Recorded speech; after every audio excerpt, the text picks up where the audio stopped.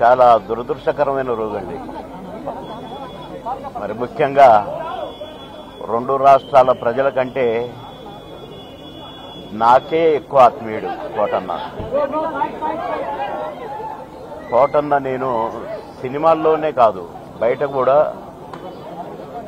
ఒంటరిగా కలిసినప్పుడు కూడా, ఫోన్లో మాట్లాడుకున్నప్పుడు కూడా ఆ సెటైర్లు యాజ్ ఇట్ ఈజ్గా సినిమాల్లో ఎలాగైతే పాము ముంగిసలాగా అలాగే ఉండేది. నిన్నగా మొన్ననే ఫోన్ చేశాను, మొన్న సాయంత్రం ఒక షూటింగ్ సందర్భంగా ఫోన్ చేస్తే ఎక్కడున్నావురా అన్నాడు. వాళ్ళ దగ్గర ఉన్నా అన్న. అరే ఎప్పుడు వస్తావు అంటే రేపు వస్తా అన్న. అంటే